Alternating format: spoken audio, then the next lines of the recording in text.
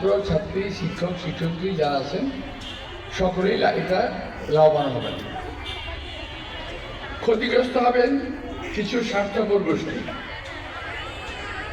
যারা এই কলেজে বিভিন্ন ধরনের বাণিজ্য করে তাদের কিছু ক্ষতি হবে, এটা অবশ্য ঠিক।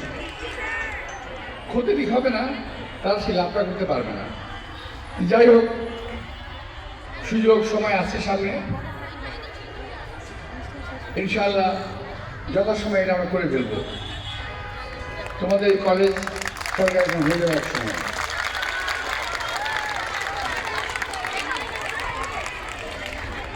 আমি স্কুল কর্তৃপক্ষ, এই কলেজ কর্তৃপক্ষ, আমার বারবার স্কুল মনে হচ্ছে এইখানে বারবার স্কুল আসছে কেন জানো? আমি তো সেতু স্কুলে পড়াশোনা করতাম, এই জন্য সেতুশ্রী বললেই আমাদের স্কুল মনে হয়, কলেজ মনে হয় না। তো বারবার আমি স্কুল বলছি, আমি বলছি যে এখানে যারা কর্মকর্তা আছেন, ম্যানেজমেন্ট কমিটি যারা আছেন, তারা চেষ্টা করবেন আমাদের এই কলেজের মেয়েদেরকে একেবারেই স্বাবলম্বী করে গড়ে তোলার জন্য।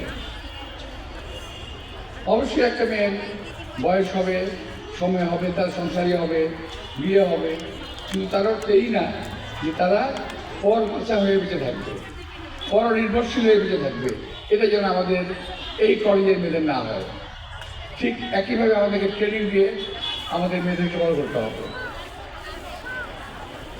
তোমরা বোধহয় অন্য মানুষ হয়ে গেলে কথা শুনতে পারছো না, তোমরা গল্প গুজবের মতো খুব খুব ভালো লাগছে আজকে, তাই না? স্কুলের ক্রীড়া প্রতিযোগিতা, হ্যাঁ খেলাধুলা অনুষ্ঠান হবে। আমার মনে হচ্ছে যেন আমি তো পারবো না, ক্ষমতাই নাই।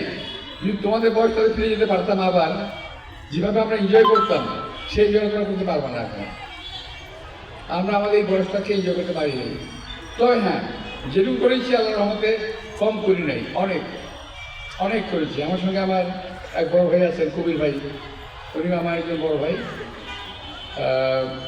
আমরা এনজয় করেছি স্কুল লাইফটাকে, কলেজ লাইফটাকে আমরা এনজয় করেছি একভাবে। যেমন এখন ধরো তোমাদের বাউন্ডারি থেকে তোমরা বেরোতে পারবে না, কিন্তু আমরা কিন্তু একটু স্কুল ফাঁকে দিতাম। আমাদের বাউন্ডারি ছিল না, আমরা স্কুল ফাঁকে দিয়ে বিভিন্ন সময়ে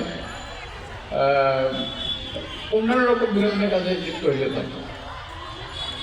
কিন্তু ওই যে স্কুল ফাঁকি দেওয়াটা, এর মধ্যে যেমন আনন্দ ছিল, আবার বাসায় ফেরার পরে একটা বিষাদও ছিল।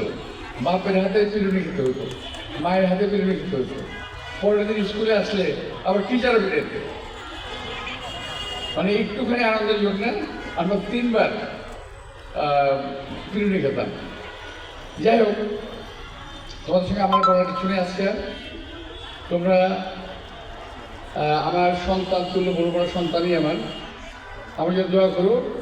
বাসায় তোমাদের বাপ মাকে আমার সালাম দিয়ে সালাম পৌঁছাবে, যিনি এসেছিলেন এবং উনি বলেছেন সুযোগ পেলে এই কলেজটাকে সরকারিকরণ করবেন।